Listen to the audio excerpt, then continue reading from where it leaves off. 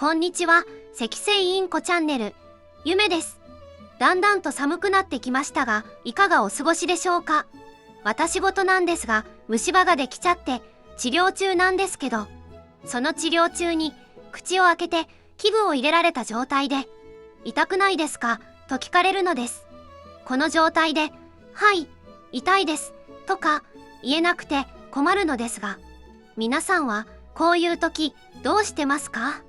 とりあえず手を挙げて意思表示をしたのですが、これで良かったのかな。それと理髪店に行って髪を洗ってもらっている時、かゆいとこはないですかと聞いてくれるのですが、かゆいとこがあっても説明できず、大丈夫ですと言ってしまうのですが、ちゃんと言う人がいるのかな。例えば長頭部から右側頭部にかけてとか、何かいい方法があれば教えてください。前置きはさておいて、今回のテーマは、私がセキセイインコをお迎えして10年になりました。セキセイインコと暮らしてみて感じたことをお話しします。まず、セキセイインコをお迎えするきっかけなんですが、その頃私は急に鳥さんに興味を持ち始めて、鳥さんを飼いたい衝動に駆られたのです。なぜ鳥さんに興味を持ち始めたのかは自分でもわかりません。セキセイインコを選んだのは、小さい頃実家で飼っていたので親近感があったことと、近くにセキセイインコがいるペットショップがあったことです。そのペットショップのおじさんもとてもいい人で、迷いなく2羽のセキセイインコを飼いました。それからセキセイインコは群れで生活する鳥ぐらいの知識があったので、2羽ではかわいそうかなと思い、白い羽の子をお迎えしました。それからオスメスのペアにした方がいいかなと思い、もう1羽女の子のセキセイインコをお迎えしたのです。この4羽でセキセイインコと暮らす生活が始まりました。とっても幸せな日々を過ごしました。この子たちが不自由なく暮らしていけるために、セキセイインコのことをいろいろ調べたり、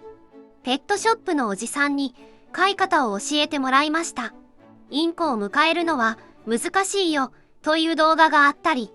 私自身も飼い主になる覚悟という動画を作りましたが、そういう私も衝動的にセキセイインコを迎えた一人です。それからセキセイインコと暮らして最初に驚いたことがあります。それは味がわかることです。はじめはペットショップのおじさんがブレンドした餌を与えていたのですが、ホームセンターで激安の餌を見つけてそれを与えたんです。そしたら全然食べなくて慌てたことがありました。味がわかるんだと驚いて、それからどんな餌があるのか調べたことを覚えています。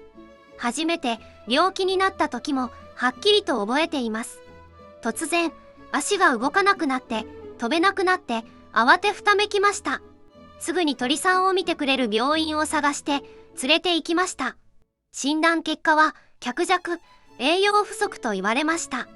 普通の餌だけではダメなんだと思い、ペットショップのおじさんに餌のことを教えてもらったり、自分で調べたりしました。栄養剤が市販で売っていることも初めて知りました。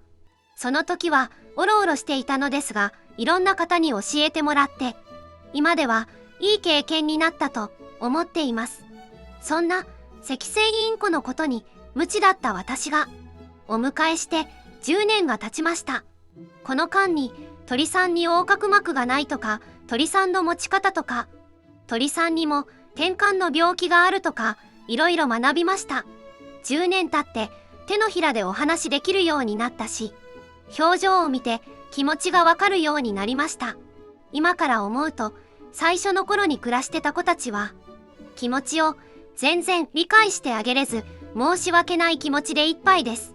これからも大切に育ててインコ語がわかるように頑張ります。それとコメントにていろんなことを教えていただきありがとうございます。皆さんとコミュニケーションが取れて YouTube を始めてよかったと思っています。鳥さんを飼っていない方や今はいないけど以前鳥さんを飼っていた方、とても素敵な物語のコメントをいただき涙を流して見ています。本当にありがとうございます。また、機会がありましたら、私が YouTube を始めたきっかけを、ラジオ夢でお送りできたらいいな、と思っています。お楽しみにしてください。それでは、いかがでしたでしょうか。今回のラジオ夢は自身のことをお話ししましたが、いろんな話題を取り上げていきたいと考えています。また、コメントいただけると、とっても嬉しいです。